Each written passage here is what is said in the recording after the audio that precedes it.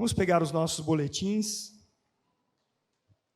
Hoje eu farei a exposição de uma maneira diferente. Vamos ler todo o boletim. E após a leitura dele por inteiro, aí nós faremos algumas considerações deste tema. E antes leremos o texto de Lucas, do Evangelho de Lucas, o capítulo 24, onde o Senhor Jesus, após a ressurreição, encontra dois dos seus discípulos no caminho de Emaús. E diz que naquele mesmo dia, dois deles estavam de caminho para uma aldeia chamada Emaús, distante de Jerusalém, 60 estádios. E iam conversando a respeito de todas as coisas sucedidas. Quais eram essas coisas? A morte e a ressurreição de Jesus, embora eles não crescem ainda na ressurreição do Senhor Jesus. Mas os acontecimentos, o julgamento, a crucificação, tudo o que aconteceu, era sobre isso que eles vinham conversando. Os seus olhos, porém, estavam como que impedidos. Volta um pouquinho, versículo 15. Aconteceu que, enquanto conversavam e discutiam, o próprio Jesus se aproximou e ia com eles. Os seus olhos, porém, estavam como que impedidos de o reconhecer. Então lhes perguntou Jesus: que é isso que vos preocupa e de que ides tratando à medida que caminhais? E eles pararam entristecidos. Um, porém, chamado Cleopas, respondeu dizendo: és o único, porventura, que, tendo estado em Jerusalém, ignoras as ocorrências destes últimos dias?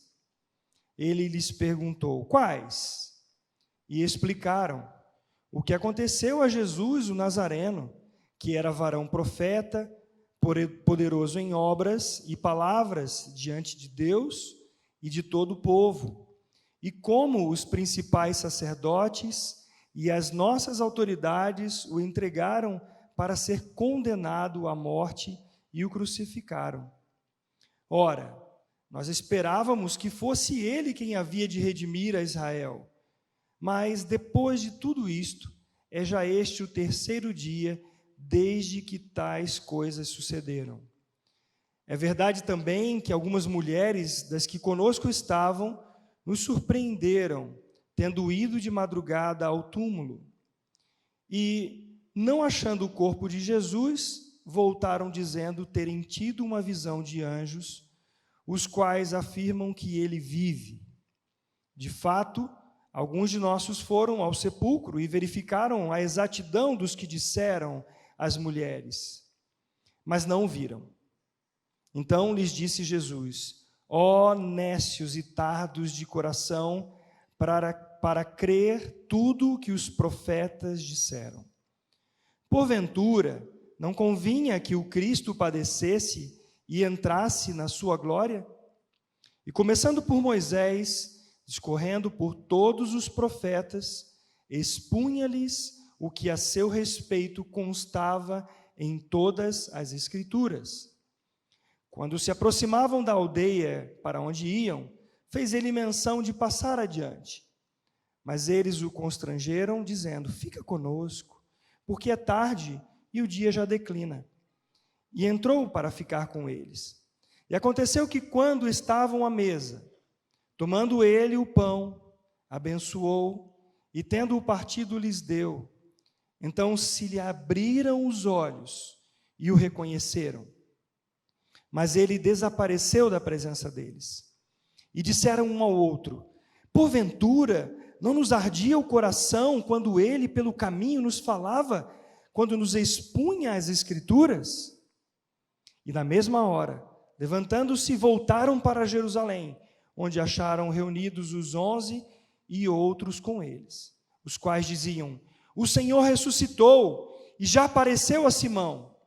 Então os dois contaram o que lhes acontecera no caminho e como fora por eles reconhecido no partir do pão. Pai, a tua palavra é a verdade. E nada e ninguém pode contra a verdade, senão a favor dela. Nós carecemos da revelação da Tua palavra, Senhor. E pedimos em nome do Senhor Jesus, que o Senhor faça isso conosco. Amém. Vamos ao boletim.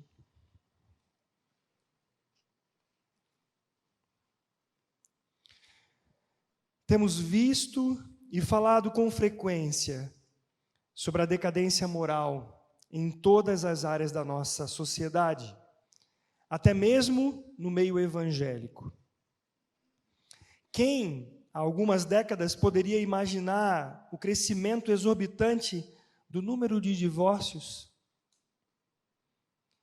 Quem poderia pensar que a perversão moral poderia atingir níveis em que precisássemos lutar contra a legalização de banheiro único para meninos e meninos nas escolas? Lamentavelmente, vemos o crescimento do uso de drogas ilegais, gravidez na infância, abortos, taxas epidêmicas de doenças venéreas, lutas entre facções criminosas, agressões físicas nas escolas e contra professores. Muitas são as causas apontadas para esse declínio moral, mas deixe-me falar da responsabilidade que cabe a nós cristãos. Nós vamos agora ficar apontando, não vamos agora ficar apontando causas secundárias. Uma vez que o pecado é o maior problema do homem, a negligência da nossa parte, daqueles que se dizem cristãos, tem sido de grande peso nessa questão. Por qual motivo? Talvez porque não tenhamos sido politicamente ativos o suficiente, porque deixamos de nos colocar para servir ou contribuir mais intensamente para o trabalho missionário, porque não nos reunimos o suficiente para orar. Com certeza essas questões estão relacionadas. Porém, uma das razões pela qual nós, cristãos, somos culpados pelo declínio de nossa sociedade é porque, como um todo, não temos adorado a Deus verdadeiramente. O que tudo isso tem a ver com a adoração e a importância da pregação em um culto? Por que as Escrituras são tão importantes na adoração cristã?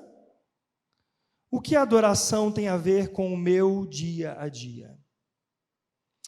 Nossa maior forma de adoração a Deus é uma vida radicalmente transformada, vivida em conformidade com a vontade dEle, e é a proclamação de Sua palavra que traz essa mudança. Paulo afirma em 1 Coríntios 1, 21, convido a lermos juntos: visto como, na sabedoria de Deus, o mundo não conheceu por sua própria sabedoria, aprouve a Deus salvar os que creem pela loucura da pregação. Frequentemente ouvimos alguém citando o texto de João 8,32 como um jargão, sem levar em conta o versículo anterior, que diz: disse, pois, Jesus aos judeus que haviam crido nele: se vós permanecerdes na minha palavra, sois verdadeiramente meus discípulos, e conhecereis a verdade, e a verdade vos libertará. A verdade está ligada à Bíblia, ao próprio Cristo, à palavra de Deus, pois somente ela é verdadeira. A validade e veracidade de tudo é determinada pela sua conformidade com as Sagradas Escrituras, porque só elas são a revelação do que é verdadeiramente real. É por isso que Jesus afirma que seus discípulos só conhecerão a verdade se permanecerem em sua palavra, disse o pastor Scott Harris, da Grace Bible Church. Deus é glorificado quando qualquer um de nós pode citar as Escrituras e contar o Evangelho com precisão a seus amigos. Deus é honrado quando a minha e a sua vida expressam piedade em todas as áreas, incluindo a maneira como nos divertimos. Deus não é honrado por nossa capacidade de lembrar dos últimos filmes, shows, gospel, músicas ou modas. É Deus, por meio de seu Espírito Santo e da proclamação de sua palavra, do Evangelho do Cristo crucificado e ressurreto, que muda a vida das pessoas. É assim que poderemos glorificar a Deus e alcançar vidas transformadas, vividas em obediência, que permanecem na palavra de Deus, conhecem a verdade e são libertas da escravidão do pecado e, consequentemente, vivem para Cristo. A adoração e o louvor a Deus não são um meio para nos sentirmos bem ou cheios do Espírito Santo. A adoração tem um fim em si mesmo: glorificar e exaltar a majestade soberana de Deus. Nós temos o texto de Apocalipse, capítulo 5, versículos 7 ao 12. Por ser um texto mais extenso, eu lerei somente. Veio, pois, e tomou o livro da mão direita daquele que estava sentado no trono. E quando tomou o livro, os 4 seres viventes e os 24 anciãos prostraram-se diante do Cordeiro, tendo cada um deles uma harpa e taças de ouro cheias de incenso, que são as orações dos santos, e entoavam um novo cântico, dizendo: digno és de tomar o livro e de abrir os selos, porque foste morto, e com o teu sangue compraste para Deus os que procedem de toda tribo, língua, povo e nação. E para o nosso Deus os constituíste reino e sacerdotes, e reinarão sobre a terra.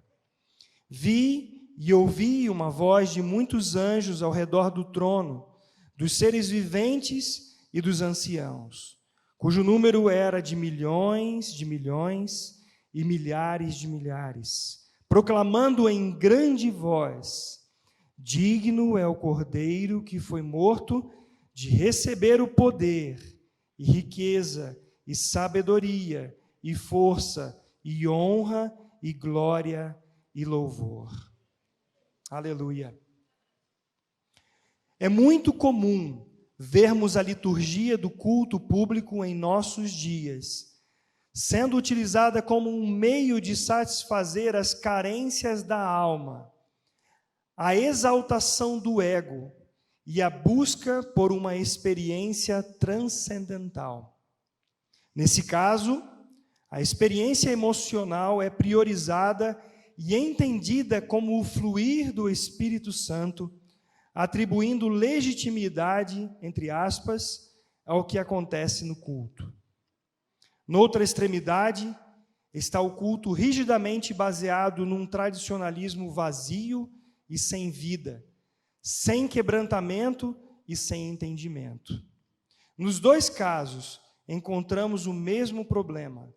Tanto um culto almático, que coloca em primeiro lugar os desejos, as emoções e vontades de maneira efusiva, quanto um culto com grande rigor ascético, sofrem do mesmo problema: a falta da centralidade de Cristo no culto a Deus em nossas vidas. Há os que falam de uma adoração guiada pelo Espírito Santo, mas confundem com catarse emocional.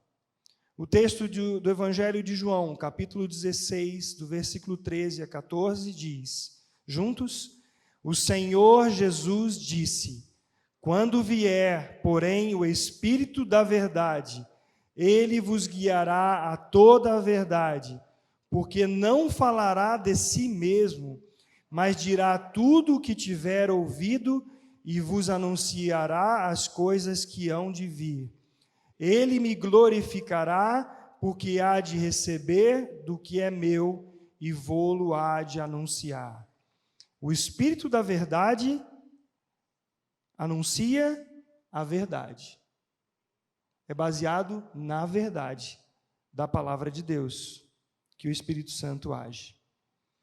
A verdadeira adoração a Deus não é a simples reunião da igreja na qual você lê a Bíblia, canta e ora. Essa liturgia pode ser facilmente dissimulada por um coração que está longe de Deus.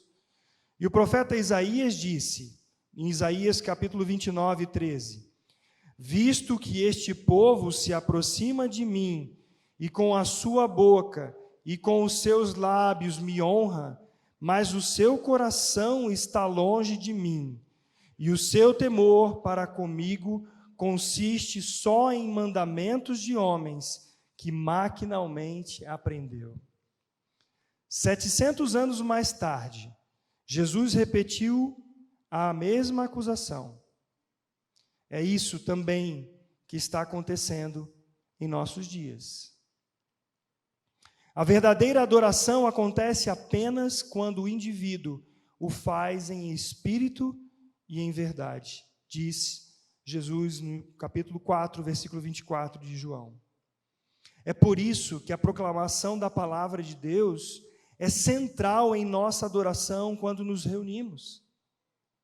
O canto congregacional, sem a exposição das Escrituras e a fé, não tem valor, porque somente a verdade das Escrituras, aplicada pelo Espírito Santo, é que move o homem à santidade. A palavra de Deus é prioritária no culto cristão, pois a fé vem pelo ouvir a pregação da palavra de Cristo. Sem fé não há revelação, e sem a revelação de quem Deus é impossível adorá-lo. Como diz Hebreus 11:6. Muita cantoria não é sinal de verdadeira adoração, amados.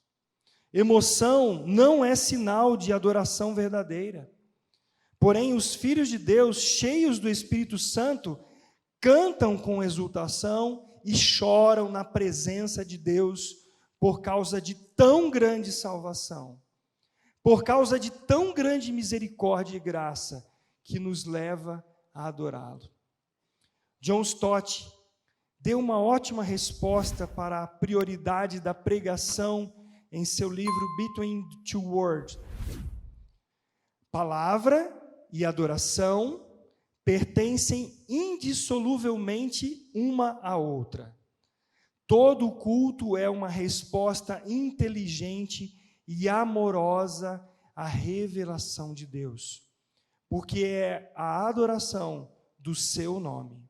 Portanto, a adoração aceitável é impossível sem a pregação, pois pregar é dar a conhecer o nome do Senhor, e adorar é louvar o nome do Senhor dado a conhecer. Para muitos que professam ser cristãos, há uma separação entre o sagrado e o profano em suas vidas. No entanto, a Bíblia nos ensina que a verdadeira adoração deve ocorrer em todos os aspectos de quem nós somos. Tudo o que somos, fazemos e pensamos não deveria ser para a glória de Deus?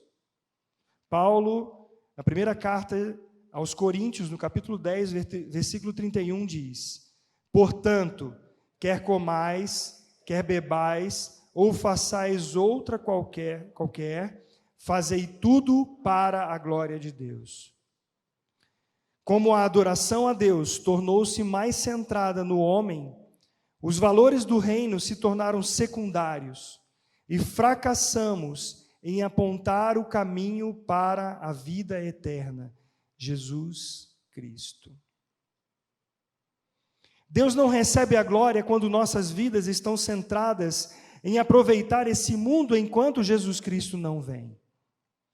Disse o pastor Scott, mais uma vez, o seguinte: a verdadeira adoração a Deus afeta seu caráter, afeta o nosso caráter. A humildade, porque você reconhece sua pecaminosidade e que não merece nada. A alegria, porque você entende a misericórdia e a graça de Deus que Deus lhe deu. A paz e contentamento, porque o propósito de sua existência não está mais ligado às circunstâncias deste mundo, mas sim à perspectiva eterna da glória de Deus. A paciência, porque você reflete a longanimidade de Deus e sabe quem vencerá no final. Existe santidade pessoal, porque você sabe que a melhor maneira de trazer glória a Deus é viver da maneira que Ele ordena.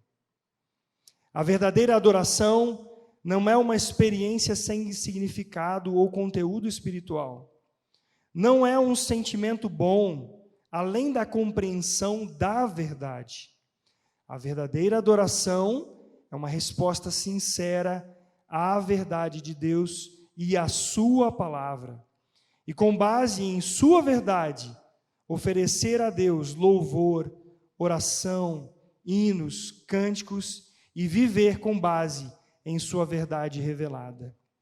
Você percebe agora o quanto está relacionada a palavra da verdade e a fé nela com a nossa adoração a Deus e seu efeito na sociedade? Como você tem visto isso em sua própria vida? O tema desta exposição é justamente a exposição das Escrituras e a adoração cristã. Você percebe o quanto a palavra de Deus tem importância na adoração que você presta ao Senhor? Você tem noção, ou nós temos noção, de que a verdade das Escrituras, que é a própria pessoa de Jesus Cristo, que é a própria ação do Espírito Santo em nossas vidas, nos santificando em todo o nosso proceder, glorifica a Deus. E esta ação da palavra de Deus em nosso coração, que impacta diretamente a nossa maneira de agir, vai impactar também a sociedade? Eu quero ampliar um pouquinho isso com vocês, nesses comentários, nessas considerações. Eu gostaria que você seguisse esse raciocínio sobre a revelação das Escrituras, a pregação das Escrituras no culto cristão, a pregação e a leitura da palavra em nossos lares, o peso e a importância que isso tem para a nossa saúde espiritual e, consequentemente, o nosso testemunho no meio da sociedade onde nós vivemos.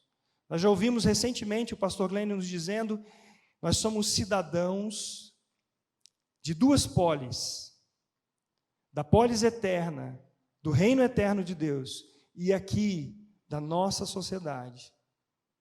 A nossa maneira de viver aqui, nosso dia a dia, tem grande influência na maneira como as pessoas conhecem quem é o Senhor Jesus Cristo. E por isso, o impacto que as nossas vidas têm por meio da graça do Senhor na nossa sociedade. O contexto da nossa sociedade hoje, vocês não precisam pensar muito para perceber o quanto ela é degradada. Quando o pecado entrou no mundo, ele degenerou a sociedade. Não há um que faça o bem, não há nenhum sequer.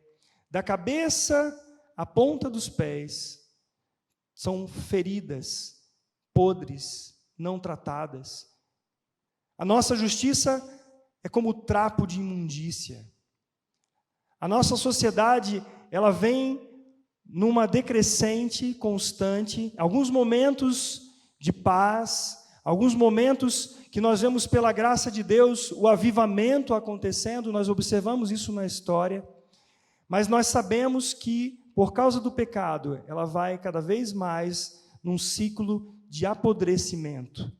A decadência moral em todas as áreas da sociedade, inclusive no meio evangélico, porque o número de divórcios hoje se equipara à estatística que consta do meio evangélico e não evangélico. Vamos generalizar colocando essa palavra evangélico. Por que isso? Assim, nós podemos agora pensar um pouquinho quanto, como cristãos, temos falhado na proclamação do Evangelho. Não só pelos nossos lábios, mas pelo testemunho da verdade de Jesus Cristo. Se pensarmos em cada período da história registrada, nós veremos que o egoísmo, o ódio, a maledicência, a torpeza e tudo relacionado ao pecado tem sido a característica marcante da humanidade. Não há como nós dizermos para alguém que o homem ele está se aperfeiçoando, ele está melhorando, que por tantas vezes que ele se reencarnar, ele vai cada vez mais alcançando patamares de aperfeiçoamento. Isso é uma grande mentira, porque a natureza humana ela é perversa desde a entrada do pecado, a desobediência no jardim do Éden por Adão e por sua esposa, até hoje. É uma mentira dizer que o homem ele tem capacidade para se salvar. É uma mentira dizer que o ser humano ele pode melhorar e ele pode expandir a sua bondade. Mas que bondade é esta? Mas, Eric, você não vê que há pessoas que têm boas ações, que fazem coisas em prol do ser humano? Sim, nós vemos isso. Muitas pessoas fazem isso. Muitas pessoas tiram dinheiro e contribuem. Nós estamos vendo nesse contexto atual que o movimento que o nosso Brasil está fazendo, quantas pessoas têm ajudado. Mas nós esquecemos muitas vezes de olhar que lá no profundo do coração há um desejo do homem de ser exaltado. Há um desejo de que alguém olhe para ele e diga: parabéns, você fez uma boa ação. Muitas vezes esquecemos e dizemos assim para uma pessoa que ela só falta frequentar a igreja, porque ela é uma pessoa tão boa. Mas a Bíblia diz, e a importância das Escrituras, nós olharmos para a palavra de Deus, que o ser humano ele é corrupto por inteiro, não há nada nele que se salve, é por inteiro assim. Até antes da desobediência de Adão e Eva no jardim, estava tudo bem, mas logo depois nós vemos esse pecado e as consequências malignas, fazendo aquilo que o maligno sabe fazer, matando, roubando e destruindo tudo. Porém, o plano da restauração, ele não foi colocado depois de tudo isso que aconteceu. Deus já havia traçado um plano perfeito na sua soberania. Você crê nisso? Que Deus não foi pego de surpresa pelo pecado, que Ele já tinha preparado um plano de salvação, que Ele colocaria em execução, e Ele está hoje colocando em execução. O povo de Deus foi levantado quando Deus chama Abraão e dele faz uma grande nação. E nós vemos ali a constituição de uma nação que Deus usaria para que ele fosse conhecido. Mas antes da fundação do mundo, já havia o Cordeiro de Deus sido sacrificado, o seu sangue derramado, para que ele pudesse nos salvar e para que ele pudesse nos fazer como povo seu. Deus faz uma grande nação e se revela neste povo, mas esta nação de Israel, ela não o reconheceu como Filho de Deus e Messias. Nós lemos em João, capítulo 1, do versículo 11 ao 14, que o Senhor Jesus veio para o que era seu, os seus não o receberam, mas a todos quantos o receberam, deu-lhes o poder de serem feitos filhos de Deus, a saber, aos que creem no seu nome, os quais não nasceram do sangue, nem da vontade da carne, nem da vontade do homem, mas de Deus. E o Verbo se fez carne e habitou entre nós, cheio de graça e de verdade, e vimos a sua glória, glória como unigênito do Pai. Deus, ele tem um propósito maravilhoso com o povo de Israel. Porém, esse propósito dele perpassa esse povo. O propósito de Deus, desde o início, era que a salvação, o próprio Evangelho, ele alcançasse pessoas de todas as tribos, de todas as línguas, de todos os povos, de todas as nações, por meio de Jesus Cristo, que é a verdade. Israel falhou, porque quando ele se entregou à idolatria, quando rejeitou a palavra de Deus e não adorou a Deus como deveria, pelo contrário, sendo tropeço para as nações à sua volta, quando ele falhou, ele deixou de adorar a Deus, quando ele deixou a sua palavra e resolveu andar pela sua própria vontade. Ao invés de ser um modelo do amor de Deus para todas as nações, ele foi pedra de tropeço. No Salmo 96, diz assim no versículo 3: anunciai entre as nações a sua glória, entre todos os povos as suas maravilhas. É isso que Deus tem planejado. Que nós anunciemos entre as nações a sua glória e entre todos os povos as suas maravilhas. De que maneira, eu pergunto para você, de que maneira as nações reconhecerão a Deus como Senhor e Salvador? Me responda isso. Responda no seu coração. De que maneira as nações, de que maneira os povos, as pessoas que estão à nossa volta, reconhecerão a Jesus Cristo como Senhor e como Salvador? Sabe como? Quando virem em nós, seu povo, aqueles que professam ser cristãos, dando ouvidos à palavra de Deus e adorando-o verdadeiramente em espírito e em verdade. Porque adorar a Deus não se restringe a nós nos reunirmos aqui, cantarmos, lermos a Bíblia e a orarmos. Aqui está todo mundo cheirosinho. Eu pus um perfume, vim para cá, porque eu gostaria de que os irmãos sentissem um perfume gostoso.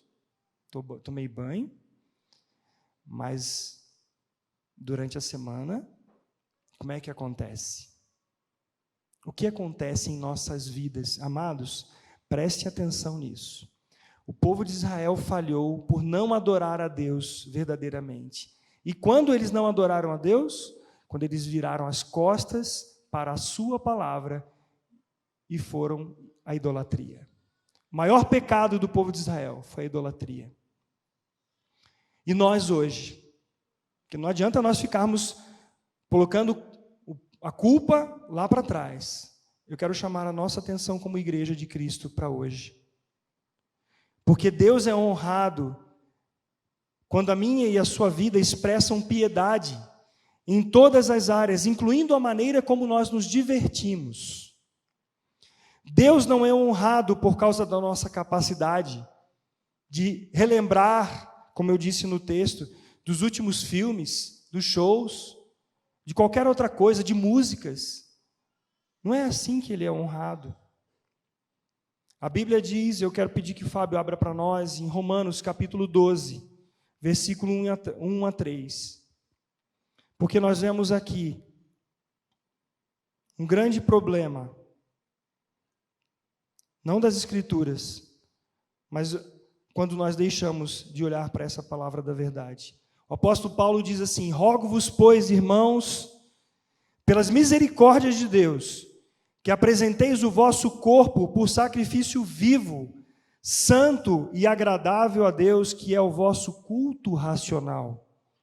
E não vos conformeis com este século, mas transformai-vos, e aqui eu posso dizer tranquilamente pelo texto que é sede transformados, porque essa palavra está na voz passiva, sede transformados, e voz média, pela renovação da vossa mente. Sabe para quê? para que nós experimentemos qual seja a boa, agradável e perfeita vontade de Deus, na sua palavra.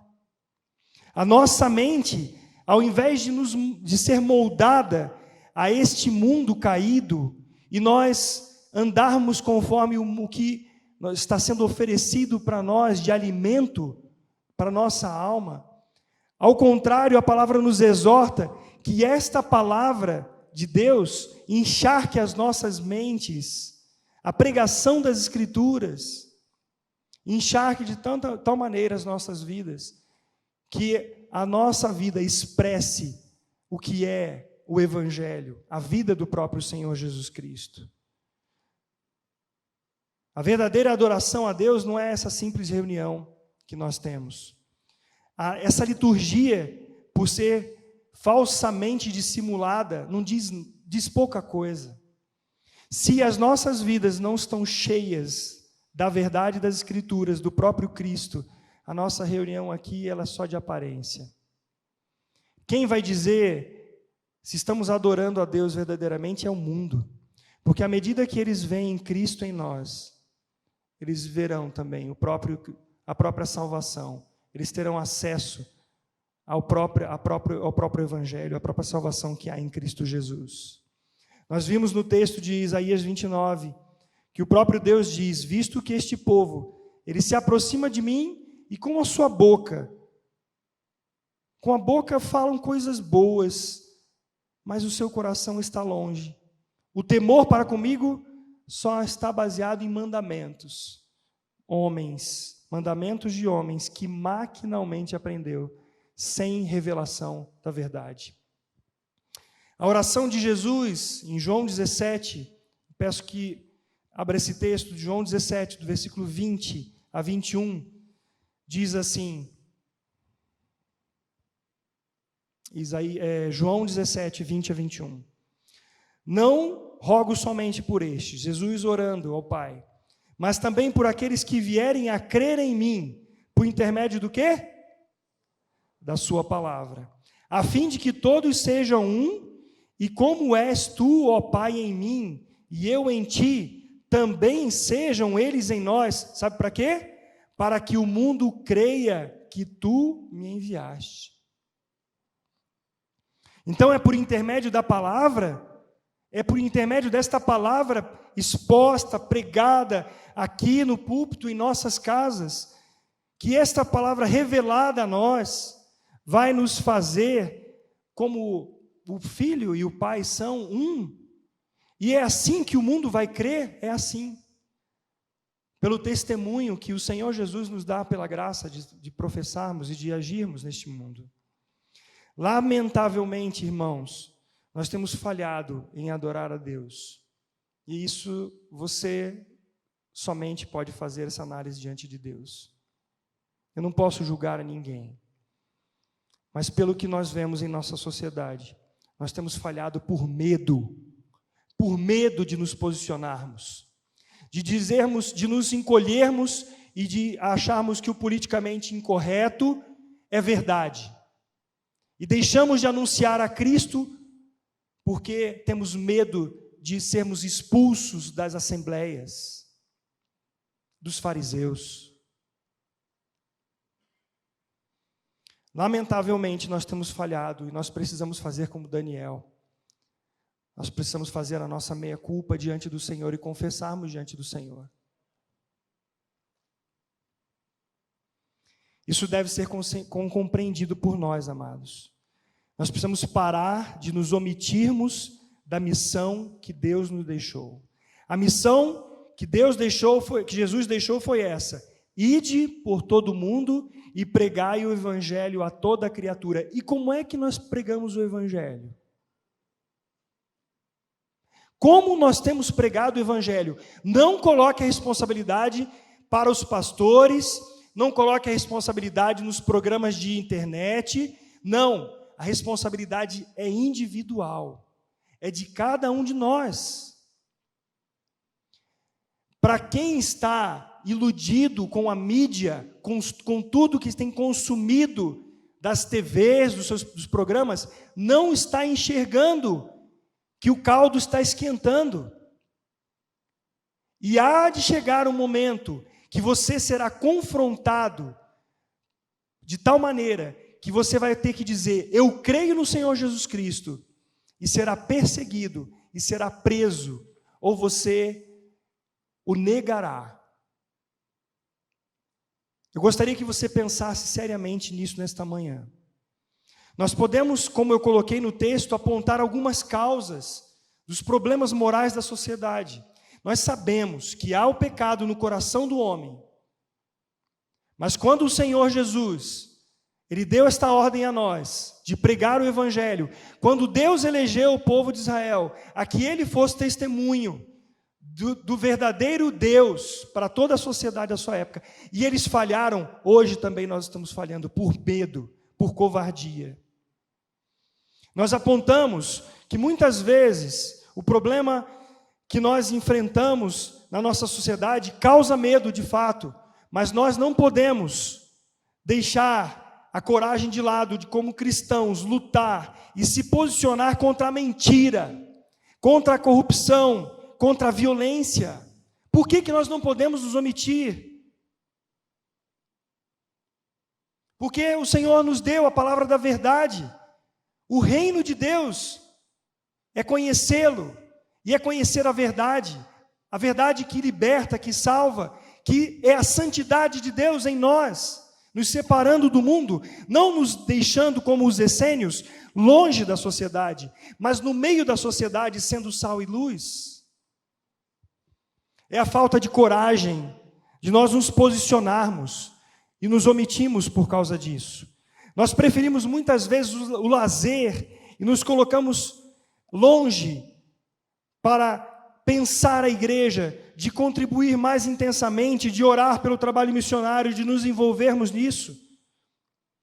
A igreja negligencia a oração, a igreja negligencia o prostrar-se diante do Senhor por comodidade. E por causa disso, nós não temos adorado a Deus com nossas vidas por inteiro, sutilmente, rejeitando a verdade do Evangelho. Muitos dizem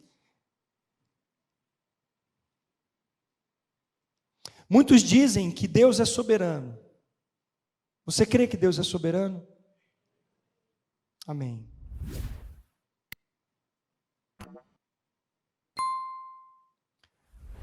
Mas há muitas pessoas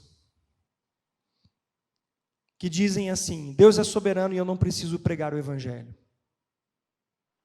Talvez alguém de nós aqui não diga isso com os nossos lábios, mas lá, quando nós nos acomodamos em nossa casa, e nós não nos levantamos a pregar isso, nós estamos dizendo que porque Deus é soberano, Ele no final das contas vai salvar todo mundo e eu não preciso me levantar.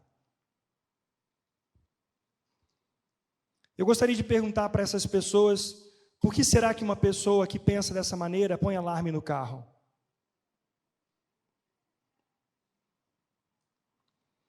Por que põe alarme na casa? Por que uma pessoa que pensa assim, ela se prepara para um concurso, afinal de contas Deus não é soberano e ela vai passar?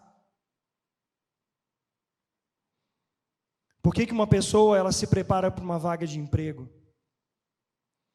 Crer na soberania de Deus não me impede de ir a um médico para uma consulta. Crer na soberania de Deus me faz primeiro ajoelhar e clamar ao Senhor por sua graça e misericórdia. Mas eu duvido que se alguém está doente, não vá ao médico, não busque, mesmo crendo que Deus está no controle de todas as coisas. Crer na soberania de Deus não me impede de resistir ao diabo, porque a Bíblia me diz para resistir ao diabo e ele fugirá de vós. Crer na soberania de Deus não me impede de me indignar contra a mentira e contra a falsidade.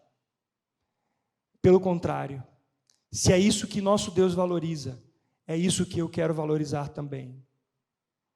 Um dos grandes problemas de muitos cristãos é querer adaptar a palavra de Deus de acordo com os próprios interesses. Deus quis tirar o povo de Israel do Egito, e para isso ele levantou Moisés.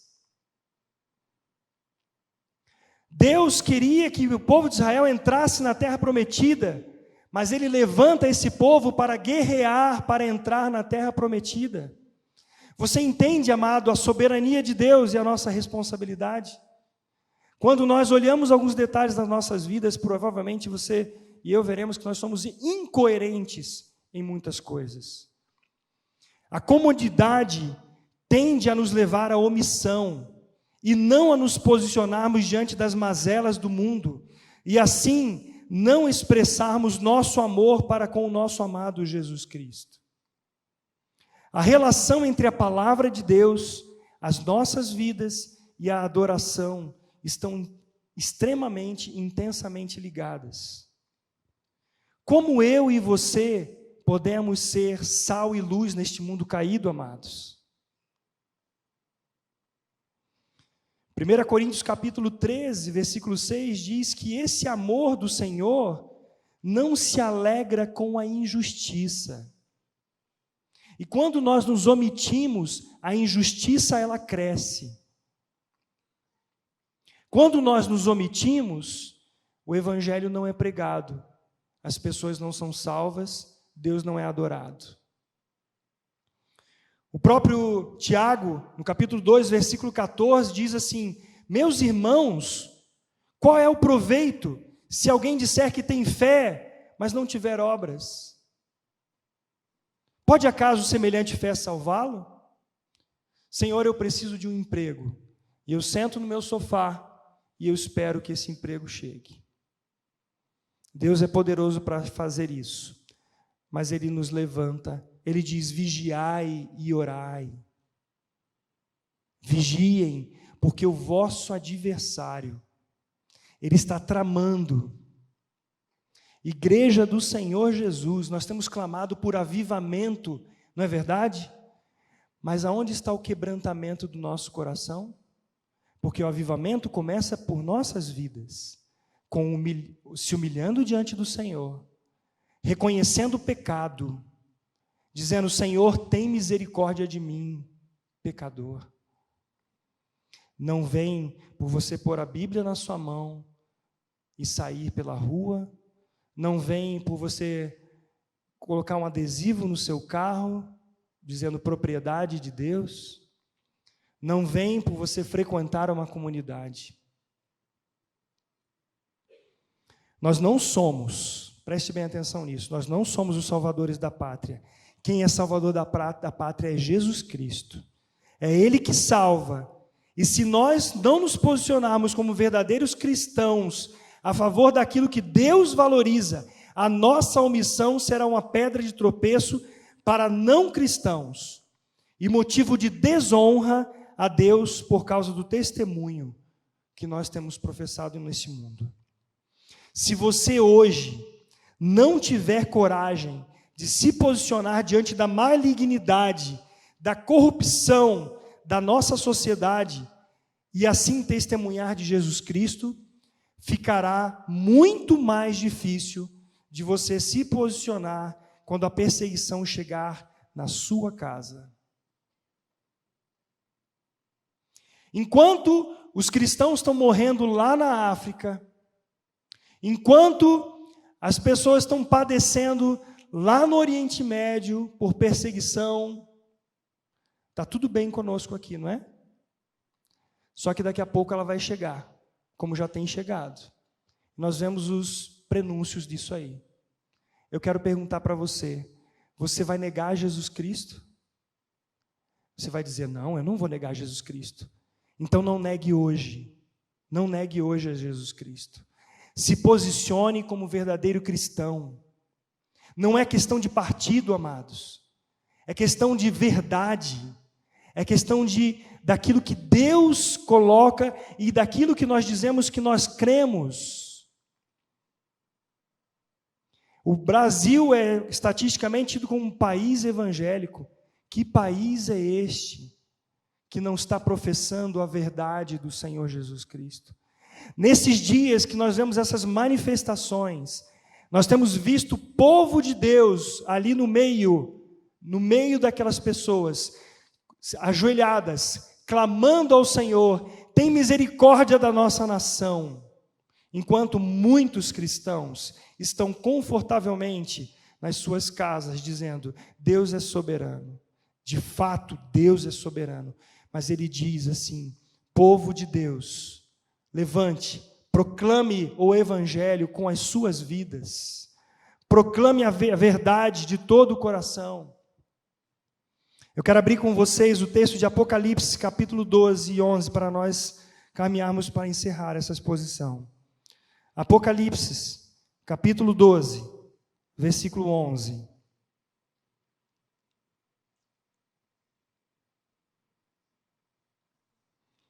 Eles, pois, o venceram por causa do sangue do Cordeiro e por causa da palavra do testemunho que deram, e mesmo em face da morte, não amaram a própria vida. Mesmo em face da morte, não amaram a própria vida. Eles o venceram. Eu quero pegar o versículo anterior com vocês. Então, ouvi uma grande voz do céu proclamando: agora veio a salvação, o poder, o reino do nosso Deus e a autoridade do seu Cristo. Foi expulso o acusador de nossos irmãos, o mesmo que os acusa de dia e de noite diante do nosso Deus. Esses cristãos, eles, pois, o venceram por causa do sangue do Cordeiro e por causa da palavra do testemunho que eles deram, e mesmo em face da morte, não amaram a própria vida.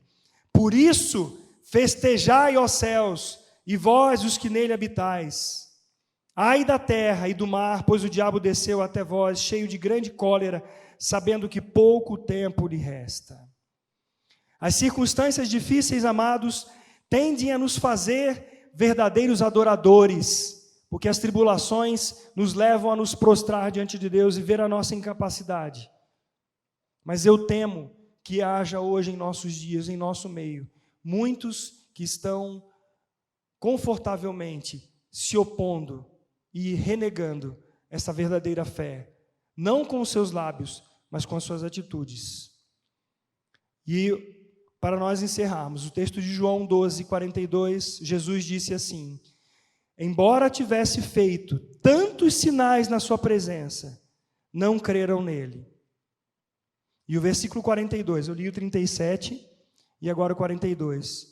Contudo, muitos dentre as próprias autoridades creram nele, mas por causa dos fariseus não o confessavam, para não serem expulsos da sinagoga.